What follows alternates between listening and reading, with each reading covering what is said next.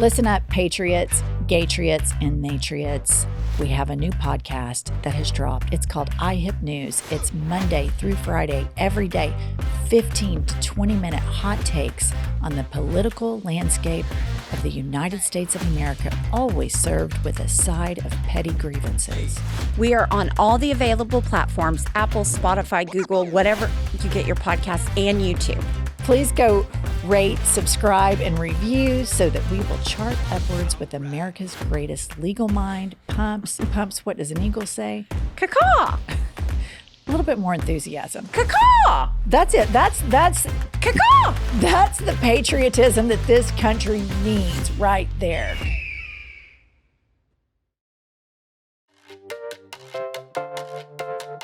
So are we supposed to start? Ready? 1, 2, 3. Hello, patriots, gaytriots, and theytriots. Caw-caw. Caw-caw. Caw-caw. I mean, we're back from the DNC, and it was pure magic. It really was. It was one of the most incredible experiences I've ever had. Just the enthusiasm, the entertainment, the people. It was crazy. There's one thing I've had it with What? the DNC. What? You and I overpacking like a couple of washed up old drag queens. At least you just had one bag. I had two. Pumps had two bags. suitcases. It was ridiculous. I was disgusted with us and the grotesque overpacking. She was so mad when she was stomping around packing on Thursday night. She was like, I am so disgusted with myself. I am disgusted.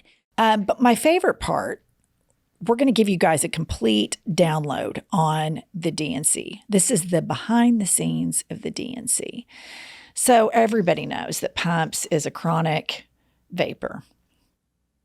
Yeah, big time vapor. And to get into the United Center was a big ordeal. Mm-hmm. I mean, you've got all of these major, powerful people there. And then obviously major podcasters approaching. Right. So the security was tight. You have to go through all these barriers and you get through Secret Service. Well, Pumps, why don't you tell them what happened? Okay, so we go through the first night and he takes my vape. The Secret Service takes my vape and says I can't have it. And I was just like, well, fuck. A little backstory. I couldn't find it for like 3 weeks. And so the place I bought every single one that they had, which was 4. So that I took all 4 to Chicago. So I had 4. So as we walk in, day 1, now I'm down to 3. So luckily, our friend Bella, I had stashed a vape in her backpack that didn't get confiscated. Go to the next day, I get another vape confiscated. So I'm like on pins and needles because now I'm down to 2. And I'm like, what if I don't have one? What if they take the one I have, then I don't have one for the day? Like, oh my gosh, panic. So Bella suggested that I put it in a pocket and put a bunch of tampons and pads on top of it. And that's what I did. So I was able to get in. Let me tell you guys what Pumps suggested. Pumps was so desperate when she was 2 vapes down. She suggested cramming a vape up her ass, which, the major video that went viral that kind of launched this podcast is you cramming that spoon up your ass. And so, I mean, she said it. She goes, I don't know what I'm going to do tomorrow. I'm 2 vapes down. I might just have to cram one of these up my ass. Right. But my question was, would it set off a metal detector? That was what I was concerned about. That was my big, if I thought my choices were cram the vape up my ass to get in or have no vape, I'd fucking lube that thing up. Oh, I knew you were about to cram that vape up your ass. Yeah, I didn't have to, if you thank were one goodness. vape down. Oh my gosh, if I was down to 1 vape. It's in the ass. It's in the ass. Oh my gosh. All right, let's talk about the all of the star sightings that we had. So, obviously we saw Pete Buttigieg. Incredible. Yeah. One of the best looking men I've ever seen, hands down. You guys, we're sitting in front of our hotel and we see like this big hubbub of cameras and entourage. And we look over and it's Daddy Newsom. Oh my gosh. He is. Guys. He's almost too perfect. Like he looks more like an actor than a politician. I think he is a fabulous politician. He is so incredibly gifted, and he is in person as good looking as he looks on TV, as telegenic and photogenic as he is in person. It's better. Wow. He's a wow. I mean, he's like your jaw drops. He's so hot. And then his voice is like deep. He's got a great smile. Oh my, yeah. Great hair. He's super tall. Great hair. Yeah. Yeah, he was hot. So then before we left, she said there's two people that we've got to meet when we're at the DNC. And I said, okay, who are they? And she says, Nicole Wallace. And for those of you that don't watch MSNBC, Nicole Wallace is an anchor on MSNBC that Pumps is completely obsessed with. I love her. The second one is George Conway. And for those of you that don't follow politics as closely as Pumps and me, George Conway is the ex-husband of Kellyanne Conway. And Kellyanne Conway is that blonde Trumper that was his campaign manager. Anyway, they're divorced. He's, completely gone to the left. He is a member of the Lincoln Project, yak, yak. So she's hawking out, sitting outside. She gets a pass to go to press row, and she's sitting outside the MSNBC studios with the security guards for hours. That's why on a lot of our social media clips, you see me running around with Austin Show because Pumps hates to do that. She was hawking out MSNBC. I was extremely busy. Never found Nicole Wallace because, as it turns out, she was in the New York studio the entire time. Which I didn't know until Thursday, which I was so upset because I spent 2 days. 2 days hawking out the door at the MSNBC. And I saw everybody else and their dog. Like I saw all CNN's people, all CBS's people, all ABC's people, all Fox's people. Didn't give a shit. But my girl Nicole Wallace was in New York. All right. Then, you guys, at one point we're up in Media Row and we're about to go interview, I think it's J.B. Pritzker, the governor of Illinois. So we're standing out in the hallway. And it's like you just start seeing big time names pass by.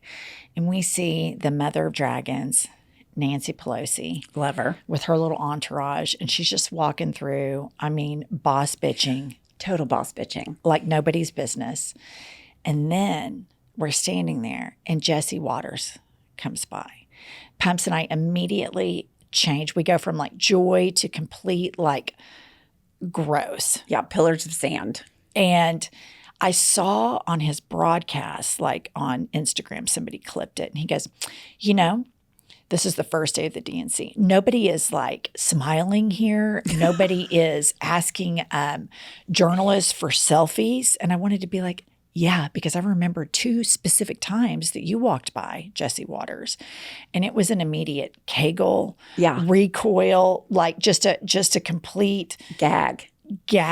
First of all, I wouldn't be caught dead with a selfie with Jesse Waters, full stop. Plus, his dye job is way too dark. It's bad. Yeah. And then Sean Hannity. So Sean Hannity comes walking by, and he looks over at Pumps and me for some reason. I have no idea why. No. And he smiles and waves at us and says, hey, guys. And it was death stare. Right. We were both just like, repulsed. And here's the thing. You might think, oh, well, he's just doing his job. And it's like, no, we were on Fox News for 10 minutes, Jesse Waters' show, after we interviewed Vice President Kamala Harris back in March. Mm-hmm. And for about 10 days, would you say, Kathy? About 10 days, 14 days, we received death threats. Mm-hmm. Phone calls where people would tell us they wish that we get raped with baseball bats. And so these guys, Jesse Waters and Sean Hannity, they just stir up the worst, most toxic people in the United States of America because I've never seen so much hatred. And who cares? We interviewed the vice president. It was it wasn't even a super in-depth interview because we're not journalists, we're podcasters. And that was just such vile response from Fox viewers. So I just don't have a smile. I don't either. I don't have a thought of goodwill for those people. Further, that behind Trump's back, they talk about what a nut he is.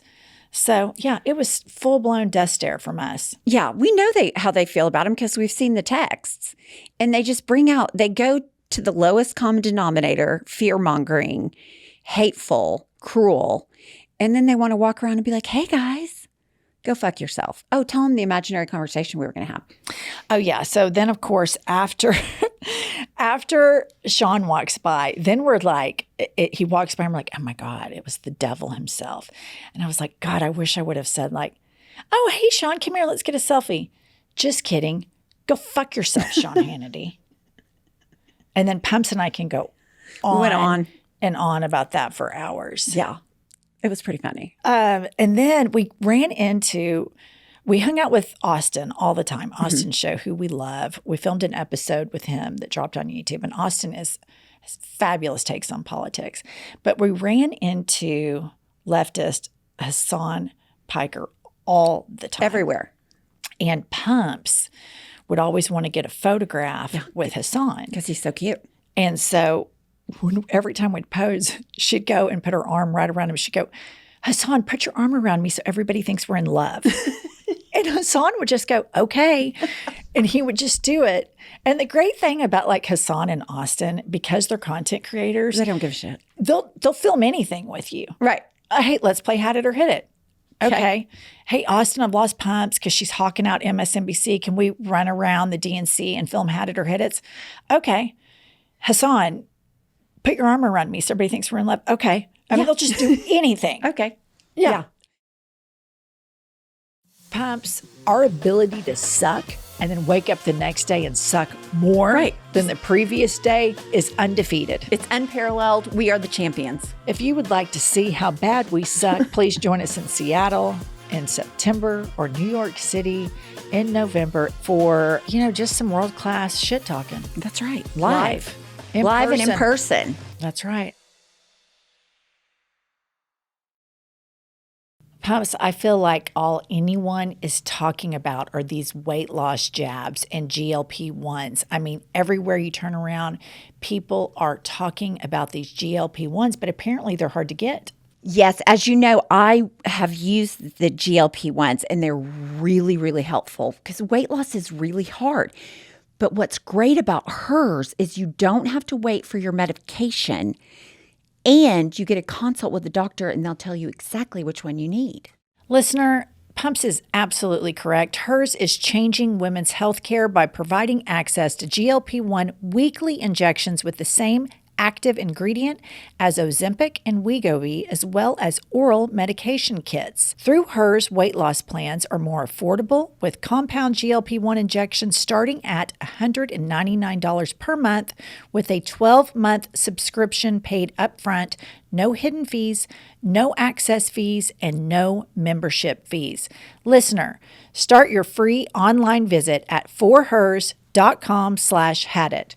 That's FORHERS.com/hadit for your personalized weight loss treatment options. forhers.com/hadit. For Hers weight loss is not available everywhere. Compounded products are not FDA approved or verified for safety, effectiveness, or quality. Prescription required. Restrictions apply.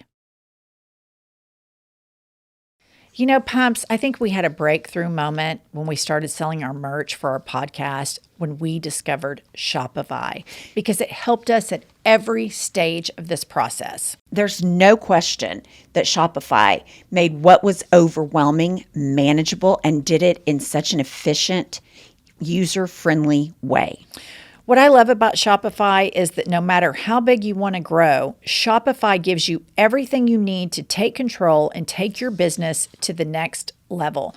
Plus, Shopify's award-winning help is there to help you support your success every step of the way. Because businesses that grow, they grow with Shopify. Listeners, sign up for a $1 per month trial period at shopify.com/hadit, all lowercase. Go to shopify.com/hadit now to grow your business no matter what stage you're in. That's shopify.com/hadit. Okay. Because we posted a lot of political stuff, the Trumpers came out on our social media like crazy. Oh, good. And I found some comments. Okay. All right. Here's one. M. Levy 2019 responds, "Your political talk has ruined me as a follower. I used to love to listen to your podcast as a way to escape our crazy political world and for endless laughs. I am choosing to no longer follow those who are a part of the problem. Hashtag, sad it had to end this way. Hashtag, why couldn't you just stay fun? Hashtag, enough of the political talk." Hashtag. Something hilarious about this is, number one, she put hashtags in her comment. But here's something that I want to point out. This woman is white, okay? And I've only seen white people, particularly white women in the comments section, that try to tell us what we can and cannot say on our very own podcast. And this idea that we're supposed to curate our podcast for the sensibilities of these suburban white women is peak entitlement. Absolutely. And what a privilege they have that they don't have to worry about politics. No, they don't have to worry about vulnerable groups, Right? Because they just attend their megachurch and here's your worldview. It's very black and white. It's very small. It can fit in this teeny tiny little box, and don't worry about anything outside of that. You don't have to worry about LGBTQ plus rights. You don't have to worry about minority rights. You don't have to worry about guns because you live in a gated community somewhere and you probably homeschool your kids. So, I mean, that's just, I've had it with that. Okay, here's one. This one's great. Brando721 says, "Listening to these two Karens is glorious. It's like Joy Behar on Ritalin with even less intelligence." Hey, I'll take any comparison to Joey Behar as a compliment. Okay. Here's my favorite one. Okay. This is directed at you. Okay. And this is from Red Pill Please Doc. And Red Pill Please Doc trolls our posts all the time. And I want to say to Red Pill Please Doc, and their avatar is just a red pill, show your face and show your name, you pussy. Because they just go on every single one of our posts and post something, but nobody knows what their name is. Nobody knows what their face is because they're too big of a pussy. At least you and I get on camera. These are our names. These are our faces. These are our opinions. This is our take on everything. And we are sitting here doing it because we are women that are strong enough to do so. But Red Pill Doc takes issue with you. Okay. And they say, any lawyer that has even the smallest amount of knowledge knows the charges were rigged and full of BS, and that also know the, quote, 34 counts are effectively one offense. Since Pumps is clearly a fucking useless lawyer, she believes and propagates the bullshit. What an embarrassment to the legal fraternity she is. What I have to say to Red Pill Please Doc Oh, that's funny. Pumps is America's greatest legal mind. Thank you. You're welcome.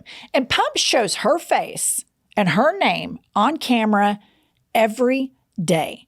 And you hide behind an avatar and some fake name and just traffic in all of this bullshit propaganda. And your candidate, Donald Trump, incited a violent insurrection, promotes people that beat up cops, while at the same time says he's pro-cops. It is the biggest psychological case study for sociopathy that I have ever seen in my entire life. So fuck you, Red Pill Doc. Do not talk about America's greatest legal mind. Okay? You know my feelings are just so hurt. You can say she's old. Yeah. You can call her a whore. She's into I all prefer that. you call me a whore. Do not question her legal prowess. That's right. Thank you. Yeah. All right. So we at the DNC, we had the opportunity to interview so many cool people. We interviewed Michael Cohen, who, Red Pill Doc, was the star witness Yes. in the 34 felony convictions of your guy that you probably sit and dry hump in your dreams 24/7, 365, Donovan Lecter. But we interviewed him. That's on our YouTube channel. But we were able to sit down with Elizabeth Warren, the senator from the great state of Massachusetts. And she's also from Oklahoma.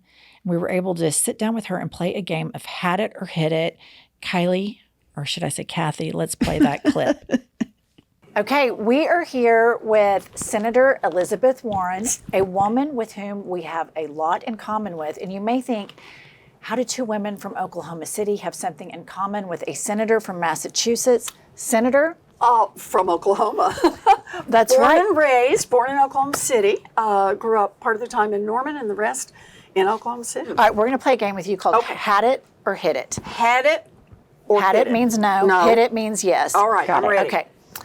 Had it or hit it, large crowd sizes at political events. Oh, hit it. Are you kidding? I'm loving this. Come on down. What about the chef's kiss last night with the double arena? Oh, all I can say is we have a candidate who can fill 2 arenas simultaneously. Do you know any other presidential candidates who've ever tried that? I don't. Neither do I. I can't think of one. Not even one. I can't even think. And if I were to think of one, I think that same person has never won the popular vote. Really has a problem with metrics. That's right. Right. That's right. In fact, has lost the vote by millions. Millions, I believe. I believe it is millions. I think it is actually millions. Yeah, I do too. Okay. Had it or hit it, Project 2025. Oh, had it. And we got to cut that off before it spreads everywhere in this country. Project 2025 really is a vision of an America that's run by 2 groups. One is the billionaires who just figure out how to squeeze more money out of everybody else in this country.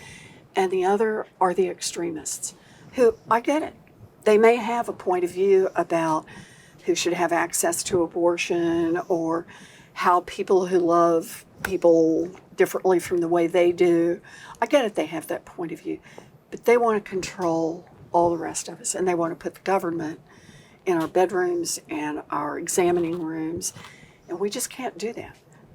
We can't build a country based on catering to the billionaires and the extremists. We got to build a country that has room for all of us and has room for people who aren't all cut out of the same cloth and who do things a little different, but a chance for all of us to grow and build a strong future and to really thrive. And how important is it for all of the people that live under these draconian laws, like states like Oklahoma, total abortion ban, 10 Commandments, published in all and posted in all public schools. They've removed all discrimination protections for LGBTQ+. All of that has been just eviscerated. How important is it this campaign cycle that we deliver a mandate so that the people that are suffering from this in these red states can get relief? Oh, you've put it exactly the right way. We have got to vote. We have got to turn out and vote. And I want to say, it's not just vote. That's something that's going to happen in just a little under 11 weeks. It's that we got to be out there now. We got to be out there. Go to KamalaHarris.com and figure out how to get signed up, to make some phone calls, to do some texts, to pitch in $10. But we've got to do it now because we've got to show everybody that if you care, if you really do think women ought to be the ones who are making these decisions, that doctors shouldn't be prosecuted for delivering the health care that people need. If you really do believe that our LGBTQ plus brothers and sisters and kids and friends and neighbors and coworkers deserve the kind of respect and care that all of us should get, if you believe those things, then you need to raise your voice now during the election. This is a focus point. You raise your voice now, and the funniest thing happens. People say, whoa, I thought I was the only one who felt that way. I thought it was just me. It turns out she does, and she does, and she does. You know what? That makes it stronger, and that gets us in and gets us there now. So, look, vote, you believe it, but don't wait. Don't wait and just say, I'm going to vote on the day. Get involved now. Raise your voice now. Talk to people now, because you'd be surprised. It's out there. That's why we can grow this. That's why I think our podcast has kind of gotten traction. I love it. Okay, had it or hit it, trickle down economics. Oh, had it. Please. Come on. 40 years. We have the evidence. Trickle down economics is another way to say the rich get richer and the powerful get more powerful. Yep. It does not work. What's the better vision is we say, the richer you are, the more you pay in taxes. And when you pay that, you billionaires, then we're going to use that to invest in roads and bridges and education. We're going to make sure that we have an America that works for everyone. And works for everyone means those who've got more, pay a little more, and all of our kids have a real chance to build a future. We call it trickle down incompetence over at the I've Had It podcast. Yes, you got it right. I'm going to use that. Okay. I'm going to use it. Yeah, trademark. Okay, last a nickel one. in every time Last I use one, it. because the senator is so busy. Had it or hit it, Harris-Walz. Whoa! Hit I it. am ready. Hit it, girls. We got to do this. It is a moment. I get it. We're the underdogs. This is going to be tough. I've seen the electoral map. I've seen how close all the polling is. But we fight with a joyful heart. Yes, we do. Because we know, ultimately, this is the country we want to build. We can do this. Senator Warren from Oklahoma City. I think that our state makes great women. They Do. do. I What know. can I say? Okie gals, you got to That's watch out right. here. That's right. Thank you so much, Senator Thank you so Warren. much, Thank you Senator. for having me, and thank you for the work you're doing. I love Elizabeth Warren. And what's weird is that she really is from Oklahoma. We talked about burger places, where she was here. I mean, she knew everything about it. I mean, she still comes here and visits. It was really cool. She is so engaging. She's incredibly smart, and she is such a great voice for progressive causes, because what I'm really interested in is for the progressive / liberal / democratic movement to take the moral case for progressive ideals to the American voter. So specifically, I'm talking about people that attend mega churches or some form of, Christian church, and they're able to justify voting for Donald Trump. And in that justification, the only thing they prioritize in that is their own personal tax break. That's it. Below that, they don't care about if poor people have access to health care. They don't care about lifting up vulnerable communities. Many of them, when they have children that are members of the LGBTQ plus community, they get pushed aside and bullied by their own families.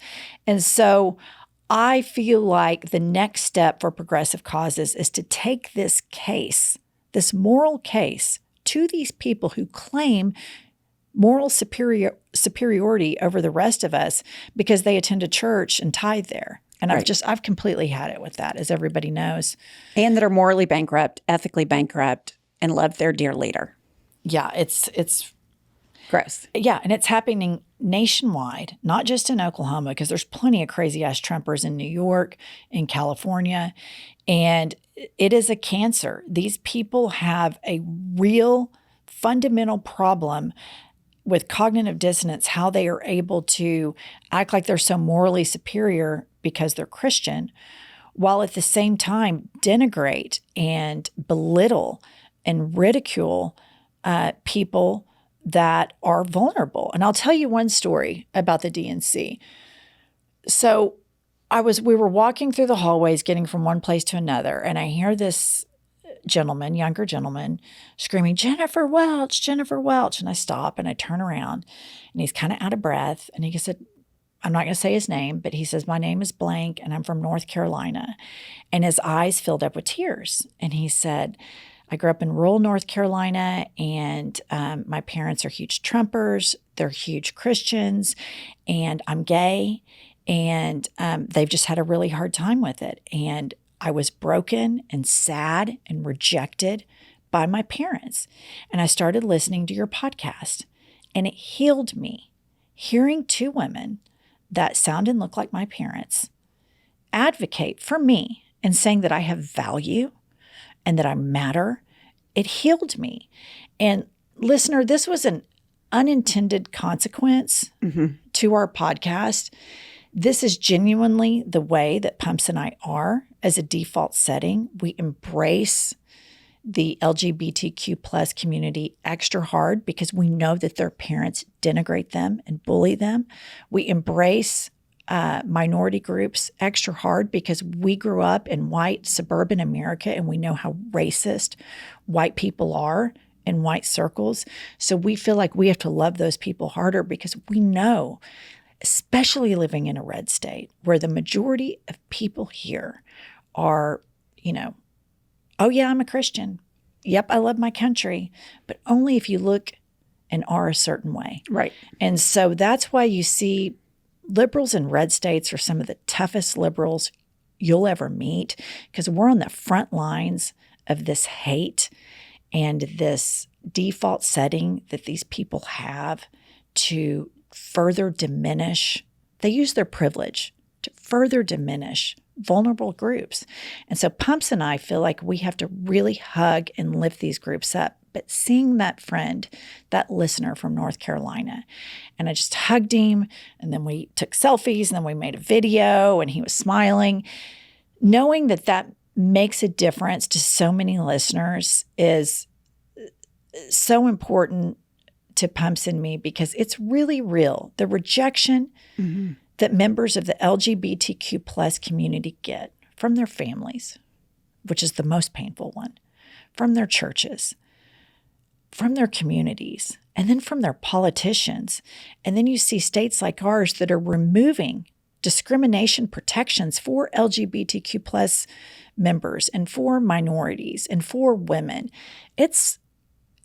Everything is on the line in this election if you give a shit about anybody other than your own personal bank account.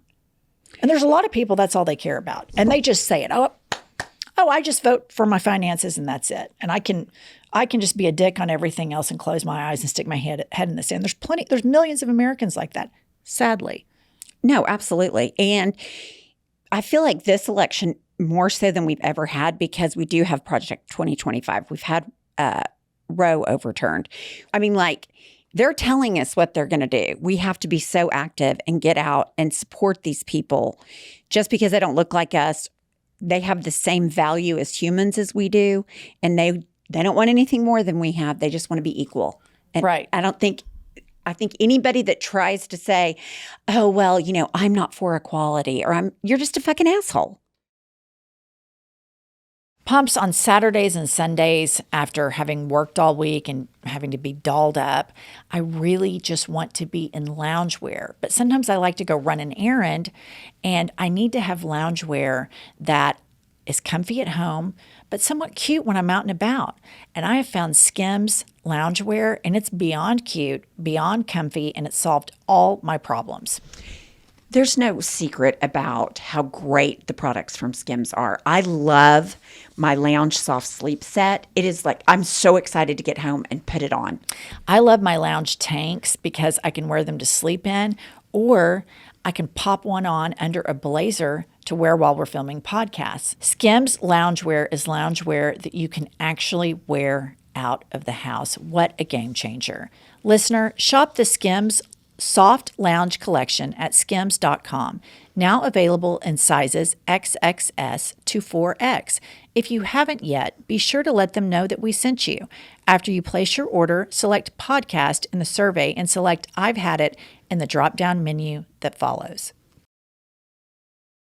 Today's episode is sponsored by the ASPCA Pet Health Insurance Program. Pumps, when you have a pet, all you want to do is take care of them and make their life as good as possible because all they give us is their unconditional love. What's so great about a pet is that they love you no matter what, and it's heartbreaking to think they may need a certain type of care, but you can't afford to provide it. The ASPCA Pet Health Insurance Program offers customizable accident and illness plans, making it easier for pet parents like you to help your pet get the care they may need. The ASPCA Pet Health Insurance Program has been around for over 18 years, and they've helped more than 600,000 pets during that time. They allow you to customize your plan, helping ensure that your pet's plan is as unique as they are. Listener, to explore coverage, visit aspcapetinsurance.com/hadit. That's aspcapetinsurance.com/hadit. Again, that's aspcapetinsurance.com/hadit. This is a paid advertisement. Insurance is underwritten by either Independence American Insurance Company or United States Fire Insurance Company and produced by PTZ Insurance Agency Limited. The ASPCA is not an insurer and does not engage in the business of insurance. You know, Pump, sometimes you can take a gamble. Like you're on Instagram, it's right before bedtime, some ad pops up, and you're like, oh, that dress looks cute. You order it, comes in. Not cute at all.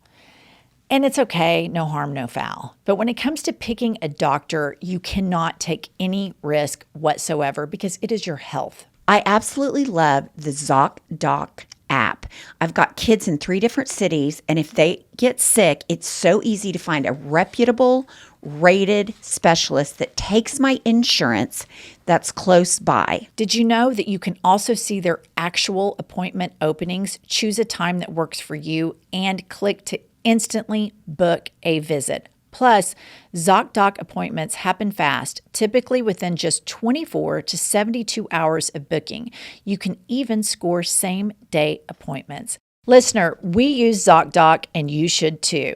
Stop putting off those doctor's appointments and go to ZocDoc.com/I'veHadIt to find and instantly book a top-rated doctor today. That's ZocDoc.com/I'veHadIt. ZocDoc.com/I'veHadIt. One thing I loved about Michelle Obama's speech is she talked about the affirmative action of generational wealth. And that generational wealth is something that is very prevalent in upper class white people's worlds. And so you have these people, I know people that have benefited from generational wealth, yet politically, they diminish causes like affirmative action. They diminish causes like DEI, when in actuality, they're the ones who have started the 100-yard dash on the 90-yard line. Absolutely. And it's been very easy for them. Like, I'll give you an example. There's a guy that lives here in Oklahoma City. And when I was probably a 25-year-old, 26-year-old baby decorator, he hired me to do some interior designing at his office. And he kind of had an office for show because he had inherited a bunch of money. So I'm over there and I'm installing the things that he bought. And it was a small office. And he goes, hey, Jennifer, come here. I'll never forget this because it was so degrading. And he pulled me over to his desk and he opened up the big file drawer. And he goes, this is where I keep all my porn. And it was just full of all these porn magazines. Like completely, and this is probably like the late 90s. It's just full. I'm talking like 50, 75 porn magazines. 2 months later, I'm sitting on my front porch, get the mail out, and he's running for state senator. And there's a photograph on the postcard from him, this guy for state senate, sitting on a sofa with his small children, reading a Bible. Mm-hmm. And I just thought, that's it. And this guy, I see him around town still. He's the biggest Trumper you could ever imagine. So here's what you got here. White dude who inherited a shit ton of money, who has a huge porn problem, who has no, that was completely denigrating to me as a 25, 26-year-old young professional. I was so shocked by it. I didn't respond. Right. It's so shocking. I didn't respond to it then as the way I would have now. I was just kind of like, oh, ha ha. But it really stuck with me because I found it to be just so denigrating. But I was kind of paralyzed when he did that. And then he's, running for Senate with his generational wealth, feigning like he's interested in the Bible with his kids. And now he's the biggest Trump supporter and probably, traffics in all this, oh, she's a DEI candidate degrading the Obamas. And that story is so common. That's the personal one to me, but it's so common in a lot of white circles. What Michelle Obama and Barack Obama have had to do, what Kamala Harris has done, what Congresswoman Alexandria Ocasio-Cortez has done, compared to what the porn guy client of mine that ran for state senate, it's not even comparable.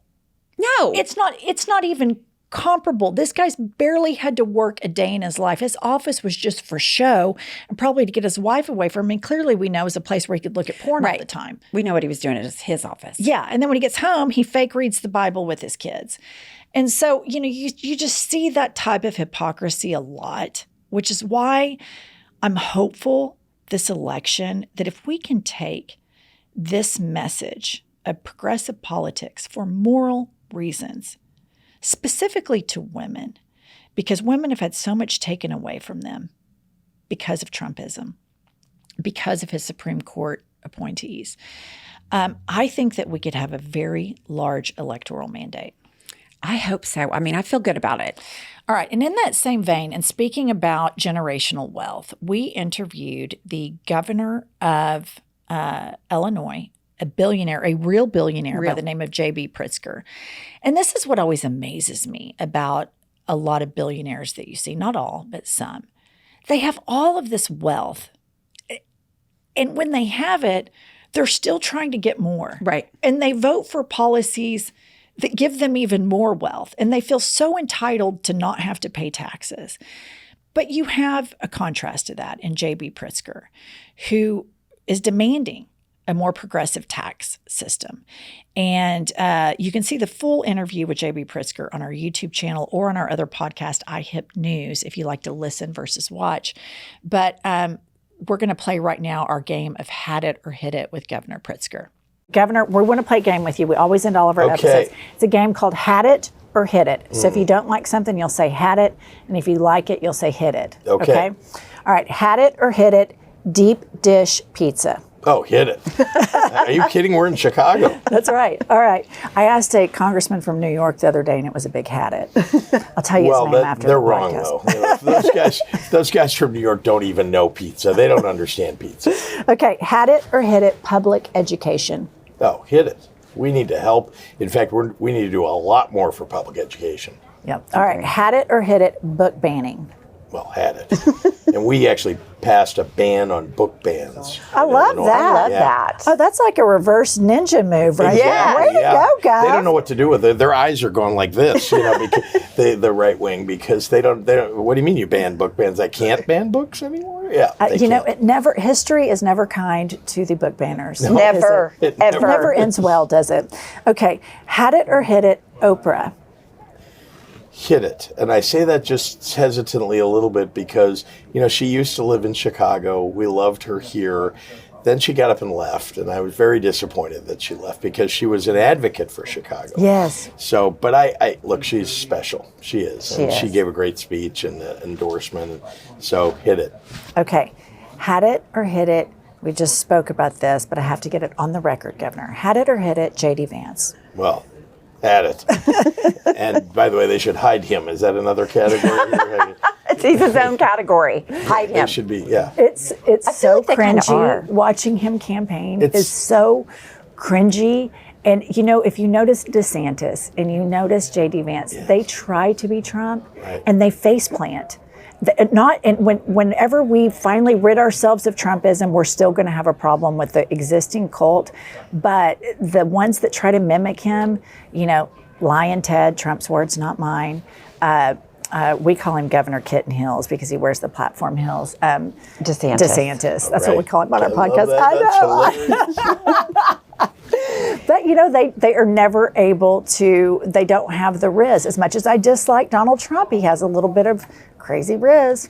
Yeah, I have to say that I first of all, J.D. Vance, I mean, I watched a video of him. I don't know if you remember when he was on a tarmac and he went to look at the Air Force like Two. Stalker City. Yeah, and then he comes back and you know, I mean, it truly cringeworthy. You know that he says, "Oh, I just wanted to see the airplane that I'm going to have when I become vice president." Like, give me a break.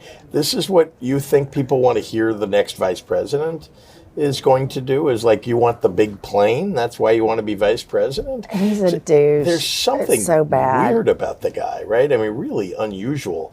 And anybody who can change their views so much, right? He called Trump America's Hitler just a few years ago. Right. And now he's a sycophant for everything about Donald Trump.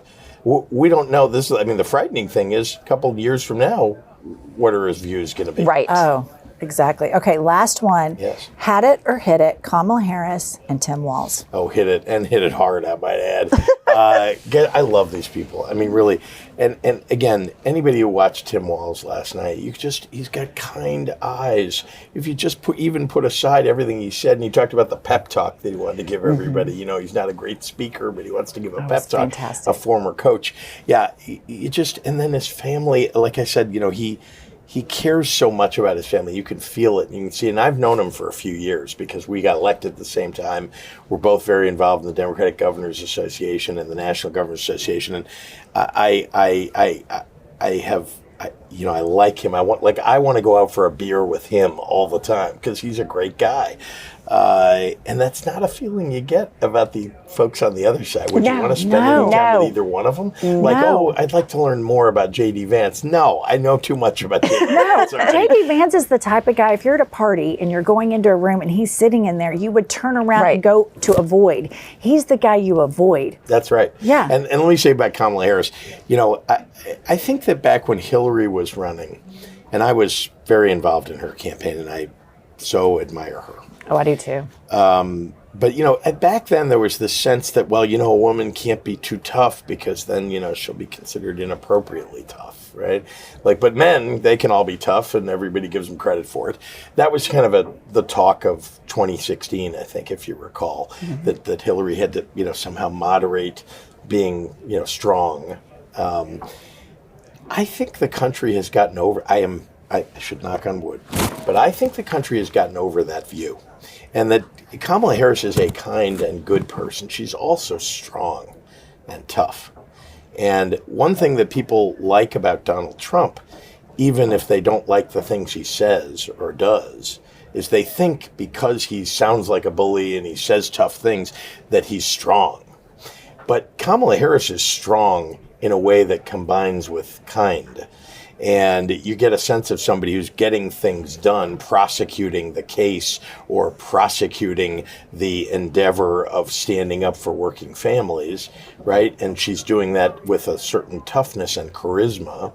But you don't get a feeling, and again, I think the country's gotten over this, you know, that like, well, that's too tough. A woman can't be that way. And so I'm looking forward to her demonstrating not only that she's got a great sense of humor and that she's a kind person, but also that she's strong. And we all want to see that, I think, in our president, whoever it is. And Kamala Harris seems to have that, like, in her soul. Totally. So I'm excited about that. I think that is a big deal. For 2.5 months, we get to prosecute this campaign to make sure that we're showing Kamala Harris to the public for who she really is. And that strength, I think, is a fundamental part of who she is. I can't wait to say, Madam President. I cannot wait. I cannot wait to watch her mop the floor at that debate. I saw what she did to Brett Kavanaugh, and I can't wait to see that happen. And I think women are roaring back, and I think now is the time. It is the year of the women. Governor Pritzker, I cannot thank you enough for joining us on I've Had It. So thank great you to spend so time much. with you. Yeah, you guys are terrific. I love J.B. Pritzker. He really is such a great guy. I mean, I would enjoy having dinner with him or a coffee with him. I mean, he's great.